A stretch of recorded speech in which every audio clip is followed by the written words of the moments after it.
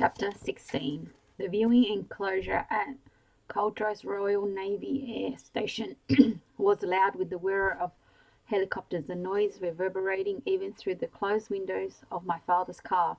2 days had passed since Neville Considine's delivery of his ultimatum, and they looked to have added as many years to Dad's age. He sat in the driving seat, shoulders hunched, face set and brooding, his lower lips protruding in a sign of pent-up anger, his eyes following the takeoffs and landings with pointless concentration. I broke the news to him by telephone, knowing I'd have to confront him in person before the way ahead became clear. Now here we were, conferring in secret under the improbable camouflage of helicopter spotting. Each of us blamed the other for what had happened so deeply that we would infinitely have preferred not to meet, let alone speak. But Constantine had forced us to do both. £1,000,000, Dad grumbled. My God, he doesn't do things by halves, does he? Depends how you look at it, I countered.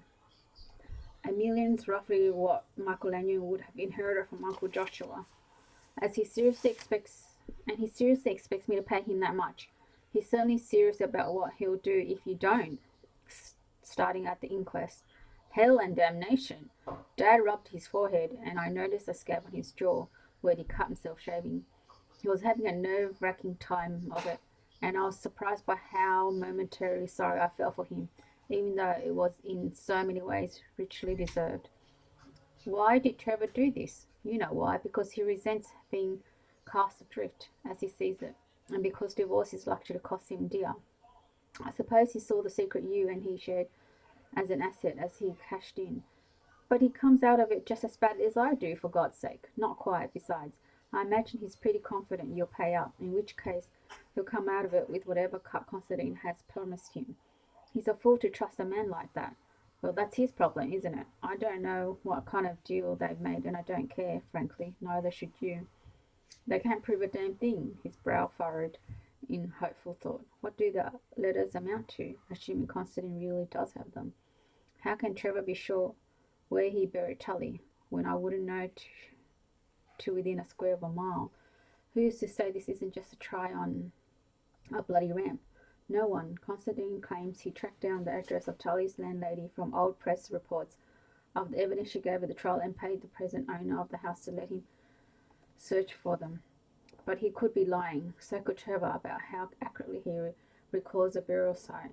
It could be one gigantic bluff, if that's what you think. I could tell Constantine to go to hell, exactly. But then he'll shoot his mouth off at the inquest. And even if he didn't have any real proof, the papers would start digging into it and as not track down the old fool figures and drool over his every word. And from there he shook his head. I can't risk it. I simply can't risk it. So you'll pay Constantine the millions? You think I deserve this, don't you, Chris? He glared around at me, being made to squirm by some oily little schemer. Well, just remember one thing. Whatever I have to pay Constantine, you effectively pay him as well. Your mother and I can live off our income quite comfortably, thank you. This will have to come out of capital, and what's left Pam will have first call on. That's fine by me. You can give it to Battersea Dogs Home. As far as I'm concerned, money started all this off, Dad. Don't you understand? Uncle Josh's money, and the lengths Gran was prepared to go to in order to be sure of getting it. One lie, then another, and another and another. You could have told me the truth last week, just as recently as that, and I might have been able to forgive you, but you left me to hear it from Trevor. The truth is that part of me wishes you refused to pay. Then maybe the whole story will come into the open. If that's how you feel, why did you agree to act as Constantine's messenger boy? Because it's only part of me. It's because it's only how part of me feels. The other part fears what the truth would do to Pam and Tabs, to Mum, and to you, of course. Well, it's all said and done. You are my father. Pity you didn't remember that sooner. But for you, lifting up every blasted stone to see what was hiding under it, Constantine wouldn't have you dangling on a hook. Is that how you see it? All my fault, is it? In large measure, boy, yes. I stared at him, knowing I should feel angrier than I did. But his eagerness to blame me was too pathetic, even to be contemptible. It was the searching of a drowning man. I sighed. What do you want me to do then? Find out where Trevor's hiding. When I think of everything I've done for him, nobody knows. I told you that. He booked out of the True Motel last Thursday, saying he was going abroad for a holiday, somewhere in the sun with a friend, by implication female. I asked Pam who and where she thought that meant, but she hadn't a clue, and I couldn't press the point without making her suspicious. Tabs is equally in the dark. Likewise, the hotel staff, the grapevine has its limits, and Trevor's old girlfriends are beyond them. The letters then. We ought to check Considine's story. If he can trace the address where Tully stayed from old newspapers, so can you. Alright, I'll try, but it could be a time consuming job, and you only have until tomorrow to pay Constantine the 100,000. Otherwise, he says his piece to the coroner on Monday. Yes, yes, I know, Dad snapped. Do you think I'm stupid? What I think you're in, what I think you are is short of options. Do you want me to tell Constantine you accepted his terms? Yes, God damn it. He grasped the steering wheel and slowly straightened his arms, leaning back against the headrest. I'll have the down payment transferred to his account by close of business tomorrow. As for the whereas, well, once this inquest's out of the way, he has no ready-made audience for his claims, and we have some breathing space. Not much. Any better than none. Any better than none. Let him believe I'm caving in. You'll give me a chance to put some other feelers about where Trevor's bolted to, while you find out if the letters really exist and whether Constantine's got them. If I can get Trevor's back on side, they won't matter so much, and they won't matter at all if they're not in Constantine's possession. Alright, if that's how you want to play it, you have a better suggestion? I don't have any suggestions at all. Besides, you're not likely to break the habit of a lifetime and listen to my advice. I need your help, Chris. He tried to make the appeal sound genuine, but he couldn't drain his voice of an inflection that suggested my help was something he shouldn't have to ask for. I can't do all that needs to be done without your mother smelling a rat. It's okay, I'll do most of the running around. I looked at my watch and opened the door. I'll let you know if I turn anything up, Chris. Yes, I looked around and challenged him to admit his actions were indefensible, but knowing him too well to expect he would.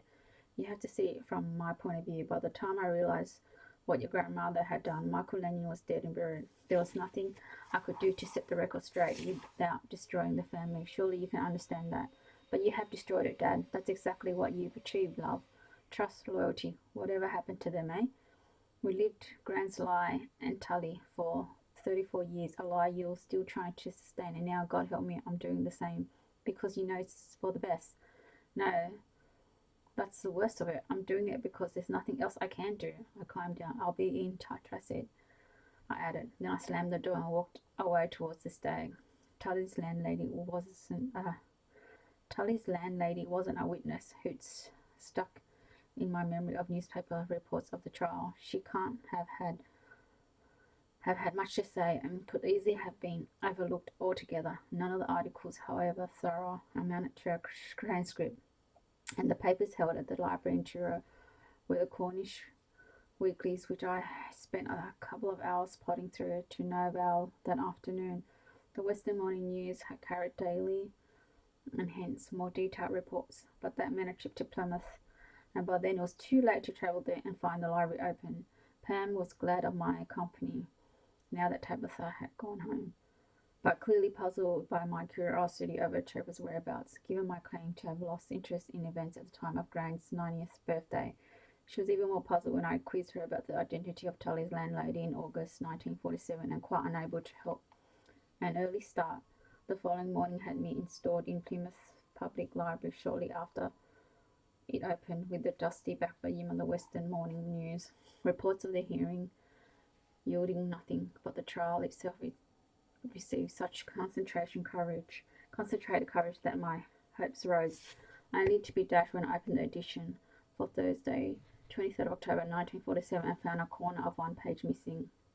The last few paragraphs of the report of the previous day's proceedings at Bodmin Assizes had been torn out. Constantine had learned what he wanted and tried to stop anyone else learning as much, but he'd reckoned without my access to inside information, the paper was sure to have its own archive, to which Don Perot would give me access. I hurried round to the office, only to learn Don was in court all day following a case. He looked understandably surprised to see me waiting outside when he emerged at the lunch adjournment, but only a couple of pints in my old local, the Abbey. He was willing to scribble a note to get me past the archivist on condition that I share with him any startled discoveries I made.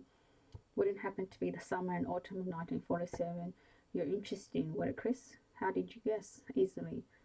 But guessing exactly what you're looking for is another kettle of fish. Hard to say until I find it. I've got to get back soon. Why don't we meet here later? You can tell me all about it then. All right, see you at opening time. But by opening time, I was back in Truro. Our appointment forgotten. Tully's landlady, who testified on the third day of the trial about his movements on the night of the murder, was Maple Berryman.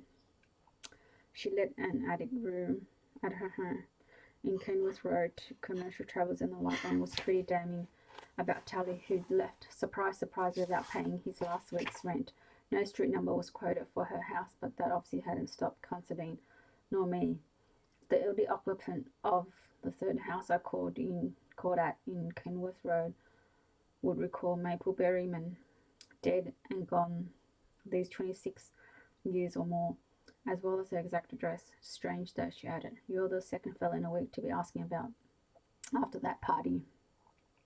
And so the trial ended with her avaricious neighbour, young Warren Dovell, who was actually a man close to my own age. He was sufficiently obsessed with a model railway that had overtaken most of the ground floor to regard some floorboard lifting in the unused attic bedroom as a trifling matter, especially when the person who carried it out had handsomely compensated him for the inconvenience.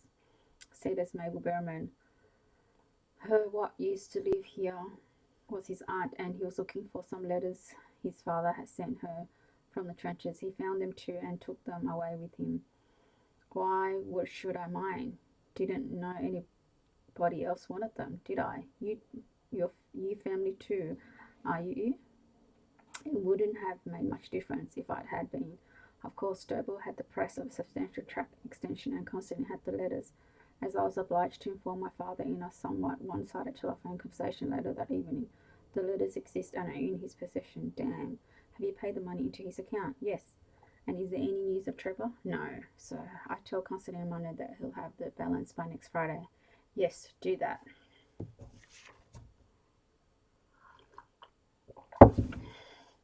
Dad had given up hope of wriggling free. Even now, behind his terse response, a stubborn refusal to knuckle under was beating a persistent rhythm.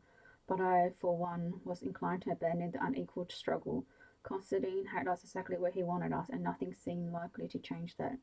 It was a relief, therefore, to leave my father to his own devices and spend the great part of the weekend with Emma, who travelled down from London on Saturday and booked into a small hotel I found for her in Penzance.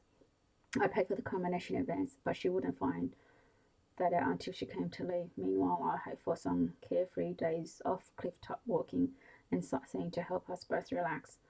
I'd not told her about Constantine's bombshell because it didn't seem fair to burden her with yet another difficulty she wasn't responsible for, and also because I was worried how she might react.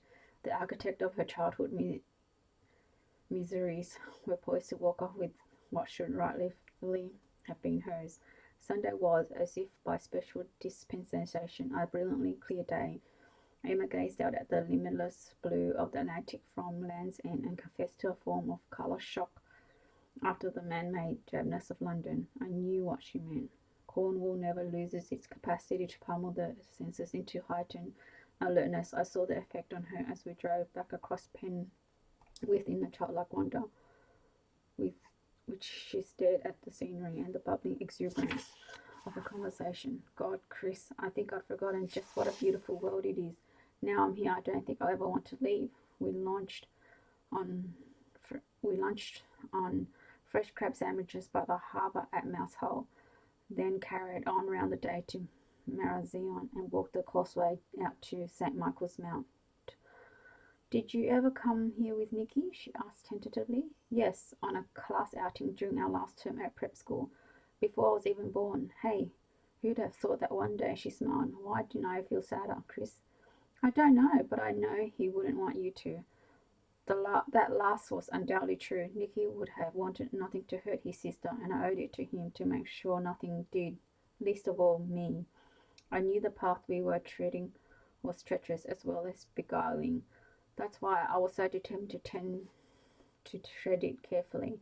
Later, as we made our way back across the causeway to Marazion, the deep blue of full afternoon fading towards the hazy gold of early evening, she said to me, I'm glad you haven't mentioned the inquest, Chris. Let's pretend it isn't happening. I'll stroll around Penzance tomorrow thinking how lucky I am, that's all. Then on Tuesday, where will you take me? The Lizard is a place like no other. You'll love it. I feel I already do. She stopped and looked back towards the mount.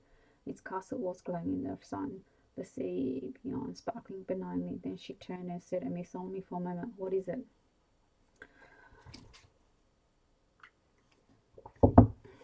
Nothing. She smiled, leaned up and kissed me, then walked along the causeway as if nothing happened. I stood where I was for a few seconds, watching her go, until I noticed the water lapping at the cobbles around my feet. The tide was rising, as it always does, some sorrow or gladness. Don't worry, Nicky, I murmured. Then I called to Emma and started after her. When I got back to Trudera House that night, the receptionist said Pam was anxious to see me, so I went straight up to the flat. Dad's been here, she announced. He came up to visit Margaret Fall. She's not been well, apparently. Margaret Fall had been Dad's longest-serving secretary at Napier's department store. Yet something in Pam's tone suggested she had not found the explanation convincing. He was hoping to speak to you. It seemed pretty urgent. He hung around for hours waiting for you to come back. Well, here I am. You better phone him straight away. Okay, I tried to sound casual as I added. I'll call him from my room, but Pam still looked puzzled when I left. They know more. So then my mother sounded over the telephone. He'll speak to you from the study, dear, she explained, then hastily went on in a quieter voice. Is something the matter between the two of you? He's been fearfully distracted these past few days. Depressed over the break-in, I expect. I'll try and jolly him out of it. I'll be grateful if you could. There was a click on the line. Here he is now, she said more brightly. Goodbye, dear. Then another click as she hung up. Hello, Dad. News? Where the hell have you been? If there was news, it clearly wasn't good. I waited all afternoon for you. I was out enjoying the fine weather. The weather? Good God, boy, do you realize how desperate our situation is? I realize how desperate yours is, yes. Now, what's happened? I've traced Trevor. Where is he? Tenerife. Margaret Fall led me to him. She always knew what was going on between the staff better than me. Trevor had an affair with Eileen Bishop, our close by, back in the late 60s. Fairly common knowledge, apparently. It may have gone on after we sold the business as well. She was always a flighty one. I do remember. Runs a swimwear boutique now. In Tenerife, I presume? Yes, which is where Trevor's holed up. Are you sure? Yes, I've spoken to him. Margaret put me on the Eileen Bishop's mother. Put me on to Eileen Bishop's mother who lives in Redruth. She gave me the number. What did he say? That he didn't know what the hell I was talking about. Really? Trevor obviously had more gall than I thought. Well, I suppose he would say that. Only because he thinks he can get away with it on a long-distance telephone line. It'll be a different matter face-to-face. You mean you're going to Tenerife? Of course not. You are. Me? I want you to fly out there as soon as possible after the inquest and explain to Trevor very clearly that unless I can't go. What? I have to be in Cornwall all this week. Rubbish. I'll cover your expenses, Chris. All you have to do is... I'm not going. I thought of Emma and the wide-eyed wonderment with which she confronted the sight and scenes I've shown her so far. There was no way in the world I could be induced to deny her or me the pleasure of more in the week ahead. I'm definitely not going. You have to go. It's out of the question. But, he was beginning to splutter. But for God's sake, boy, don't you understand how important this is? You go, Dad. You talk him round. How the bloody hell do you expect me to explain a jaunt like that to your mother? Tell her you're still trying to engineer a reconciliation with Pam. She'll never swallow that. Why not? It won't be the first lie you've told her, will it? Listen to me. You have to. I don't have to do anything, Dad. I'll put on a good show for the coroner tomorrow and I'll tell Constantine you're going to cooperate. For the rest, you're on your own. Good night. I put down the telephone and made a point of not answering when it rang a minute or so later. I felt sure the caller would get the message, though. It was time for him to do some of his own dirty work. The inquest into the death of Nicholas James Lanyon was held in the same courtroom where the Truro magistrates had once considered a murder charge against his father. The coroner's proceeding was a brief and less sensational affair altogether. The friends and relatives of the deceased in the second inquest due that day boosted what would otherwise have been an audience of four: Neville Constantine, Ethel Jago, Don Prideaux, and me. Constantine, moreover, was probably only there because he'd been called as a witness. I arrived as late as I reasonably could, limiting Don to a muttered, "Nice of you to turn up." As I took my seat, Constantine caught my eye, but said nothing, though his tight little smile spoke volumes. Ethel Jangle gave me the meekest of nods, as if uncertain whether I'd even admit to knowing her.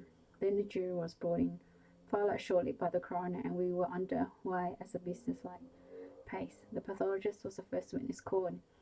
He gave a matter-of-fact account of the mechanics of hanging and sounded almost complimentary in describing how successfully and probably swift Nicky had ended his life. Detective Sergeant Collins then summarized his inquiries, such as they'd been, and managed to make the connection with the conviction and execution for murder of Michael Lanyon sound both inevitable and unremarkable. Nobody, it was already clear, saw any merit in making a meal of this somber coda to a largely forgotten crime. I was caught next and was encouraged by the coroner's bland style of questioning to follow the same line.